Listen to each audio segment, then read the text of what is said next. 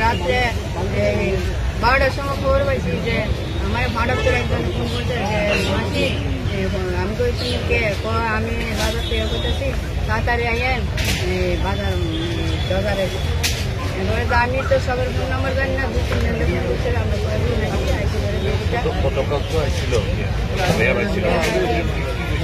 আমরা কইছে যে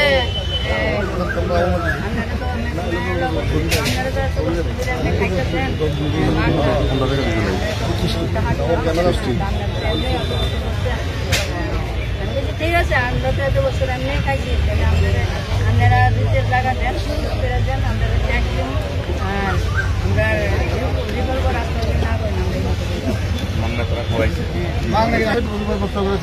বাবা কোন সময় প্রত্যেকটি ব্যাপারে আপনার কংগ্রেস আমল করে স্যার সব করতাম না সব করে বাবা করে গেছেন আমি আর করছি না স্যার বুঝছেন আমার স্যার আমি যে অবস্থা স্যার আমার পাওয়ার লই সাংঘাতিক অবস্থা আমি বাইরে বাইরে যাই কিছুদিন আগে বাইরে গিয়েছি স্যার পাওয়ার আমার মধ্যে জানুয়ারি মাসে 13 বছরের ভর্তি হয়েছে স্যার সব বাজার উপরে ঋণ করে স্যার আমি এই ব্যবসাটা বন্ধ ফোট করে বন্ধ হয়ে স্যার বুঝলেন স্যার মানে আমি কেমনে চলুন স্যার আমার তো সঙ্গে আমার বউ অবস্থা খারাপ স্যার আমার বউ আজকে স্যার আইসে বাজারে স্যার আমি কথা বলবো আমি আমি পড়াশোনা জানি না আমি শিখে আমি মুক্তি দিয়ে ওখানে এ রাজ্যে রই আমার যদ্দূর অভিজ্ঞতা লিয়া আমি সাধারণ প্রতিমা কাজ করি কোনো কিছু আমার না আমার ফ্যামিলি নিয়ে মারা গেছে আমি অ্যাক্সিডেন্ট হয়েছি 4 বছর হয়েছে এখানে জীবিকা আসলাম প্রমাণ ছেলে দিন করে বাড়িতে দেখিয়া আমার ভালো করছে আর এখানে মধ্যে প্রতিমা অত্র অঞ্চল যা আছে প্রণব আচার্যি আমি সবসময় আমি কই আমার মতো যাতে এরকম স্থিতি না ক্ষতিগ্রস্ত আমি জানি না মা দুর্গা মূর্তি জ্ঞানী জল সিং আসলো আমার দুর্গামূর্তি এখানে আসলো মুখ্যমন্ত্রী সমীর বর্মা আসলো তখন আমার একটা বিকল্প রাস্তা করে দিচ্ছে এখানে তুমি প্রতিমা তৈরি করো এখনো দুর্গা এদের থেকে ট্যাক্স পেপারে উদ্যোগিতা নিয়েছে মানে কাগজ ট্যাগ দিচ্ছে এইটার বিকল্প যাতে সবাই পায় মিলিতভাবে আমরা মুখ্যমন্ত্রীরও আবেদন স্বরাষ্ট্র দপ্তরের আবেদন ত্রিপুরা ভাষাভাষীরা শান্তি শৃঙ্খলা সব মিলিয়ে যাতে পরিবেশের সাথে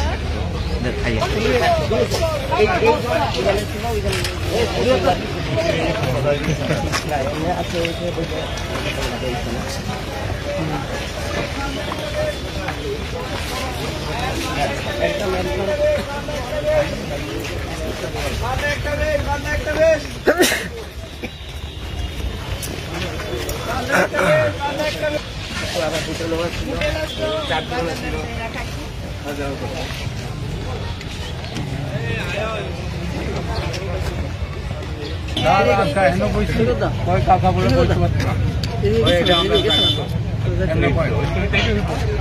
এমন ভাবে আমরা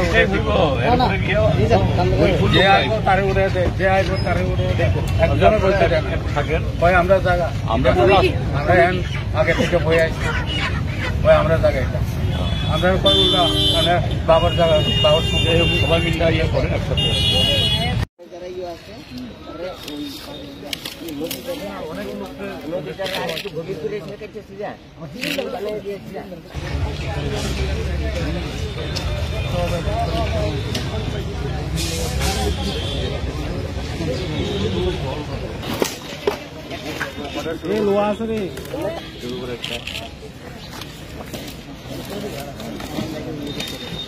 এই জাতীয় ঘটনা সম্পূর্ণ অমানবিক এবং চরম নিষ্ঠুরতা এবং যারা এরকম খুব দরিদ্র অংশের মানুষ তাদের জীবন জীবিকা এটাকে সম্পূর্ণ অস্বীকার করে এটা শক্তির যে বা অগণতান্ত্রিকতার একটা আস্ফালন।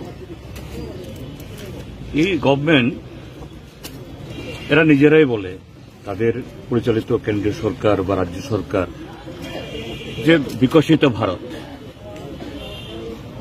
রাজ্যে বলে তারা সুশাসন ইত্যাদি ইত্যাদি।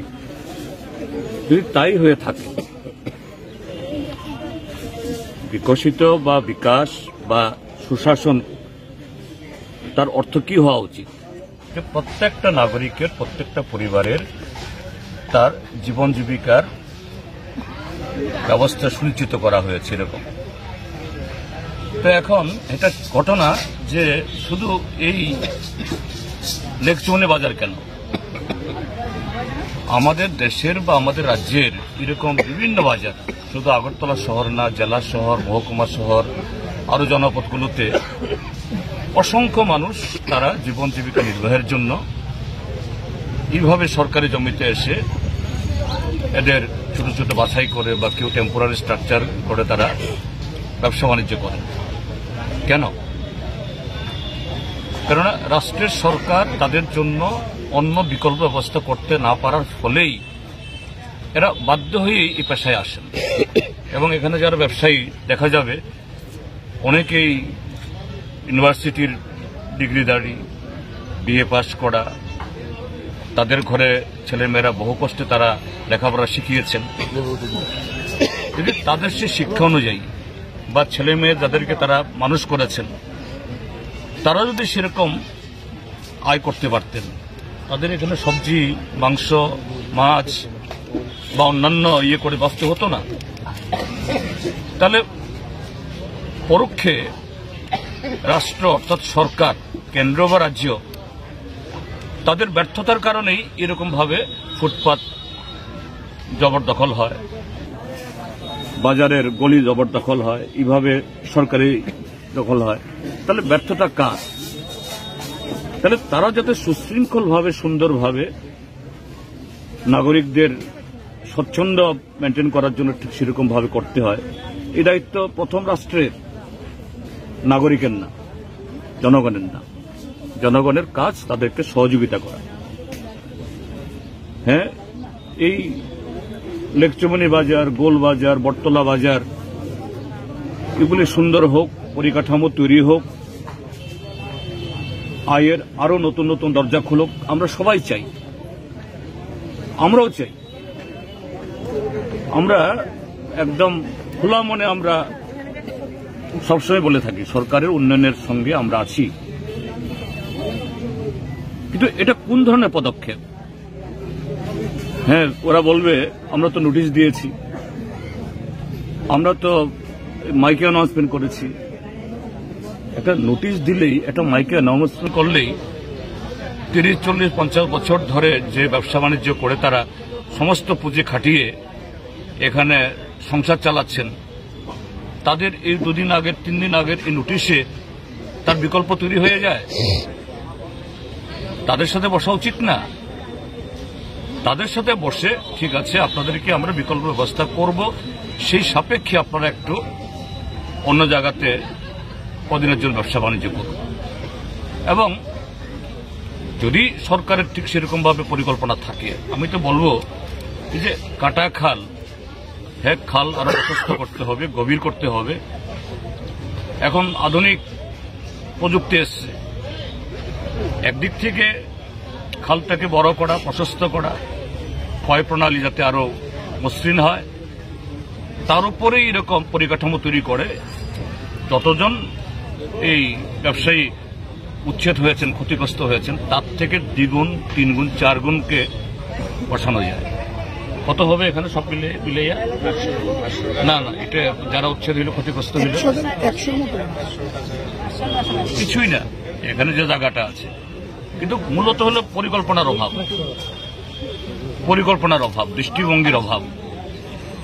আবার নির্বাচন আসলেই তারাই বলে সবকা সাথ সবকা বিকাশ। এই হলো সবকা সাথ সবকা বিকাশের তার উল্টা বিনাশ ঘটিয়ে দিল।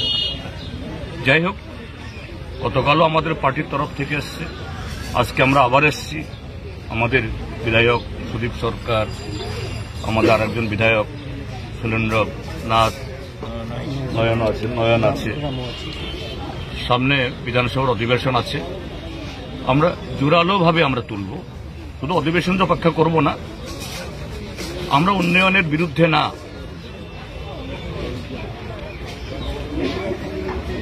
আধুনিকতার বিরুদ্ধে না। উন্নয়নের জন্য সরকারকে পদক্ষেপ গ্রহণ করতে হবে, আধুনিক করার জন্য মানুষকে একটু সুযোগ দিতে হবে। কিন্তু এটা তো অন্যায়, অমানবিক। আমরা তার বিরুদ্ধে এই আওয়াজ তুলছি এবং আমি সমস্ত ব্যবসায়ীদেরকে বলবো, এটা ভোটের সময় কে কোন পার্টি করবেন এটা ব্যক্তিগত ব্যাপার, এটা আমাদের অধিকার। কিন্তু আপনাদের যে এই মরণ বাঁচানোর লড়াইটা, এটার জন্য ঐক্যবদ্ধ থাকুন। দরকার নাই ইনকলাব বলার, বন্দে মাতরম বলার, ভারত মাতা কি জয় বলার। সবাই একসাথে থাকুন, আমরা আছি। এটা ভোটের জন্য না, পার্টির জন্য না, এটা বাঁচার জন্য। তো এই জন্য এসছি আপনাদেরকে, আপনাদের এই দুঃখে কষ্টে একটু সহমর্মিতা ইয়ে করার জন্য। এটা আপনাদের পক্ষে আমরা আছি, আমরা থাকবো, আমরা বলবো। এবং সমগ্র উন্নয়নের জন্য সরকার যদি সত্যি সত্যি উন্নয়ন চান, নিশ্চয়ই জনগণের এই মর্ম কথা তারা শুনবেন। আমি আশা করি যা অন্যায় হয়েছে সেটা সামনে যেতে না হয়, মেয়র এবং সরকার তারা আসুক। আমরা আপনাদের সাথে কণ্ঠস্বর মিলিয়ে আমরা এই কথাগুলি